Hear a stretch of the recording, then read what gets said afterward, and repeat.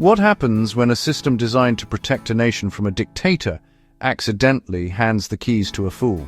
Imagine 80,000 men, the greatest army Rome had ever assembled, marching to their deaths in a single afternoon. They weren't defeated by a superior force. They were sacrificed on the altar of a leader's ego.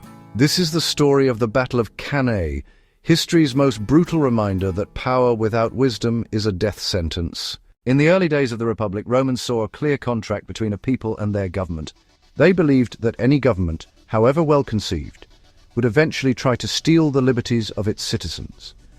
To prevent the rise of a single dictator, they created a system of two consuls, a shared power meant to ensure that no one man could rule alone.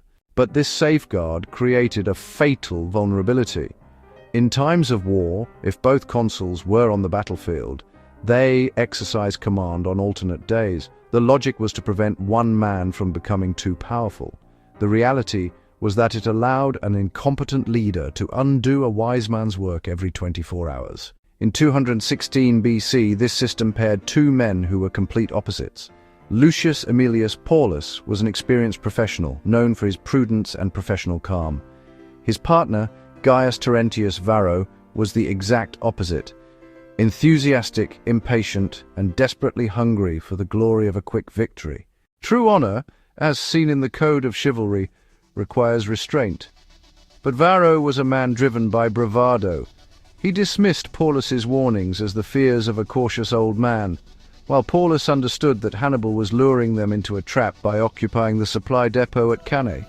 Varro only saw an opportunity to end the war forever on his own terms.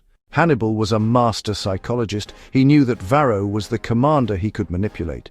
He planned his maneuvers to strike specifically on the day he knew Varro would be in charge. Paulus pleaded for caution, but Varro declared that today was his day of command. He deployed the Roman legions in their deepest formation yet, a blunt, powerful column designed to punch through Hannibal's center. He believed sheer weight of numbers would guarantee victory. Hannibal allowed his weaker center to give ground, pulling the Roman juggernaut deeper into a crescent-shaped trap. As the Romans pressed forward, believing they were winning, Hannibal's elite African infantry on the flanks swung inward. His heavy cavalry routed the Roman cavalry, then circled to smash into the legions from behind. Within minutes, the trap closed. The Roman masses were pushed into a giant, suffocating crowd where they could not even lift their swords. Panic set in as the Carthaginian cavalry attacked from behind. The system designed to stop a dictator had instead created a massacre. By sunset, nearly 70,000 Romans were dead or captured. Paulus, the man of prudence, died on the field, choosing to share the fate of his men. Varro, the man whose ego caused the disaster, managed to escape. Rome would spend the next 14 years paying for the moment they allowed a system of checks and balances to empower a man who lacked the wisdom to lead.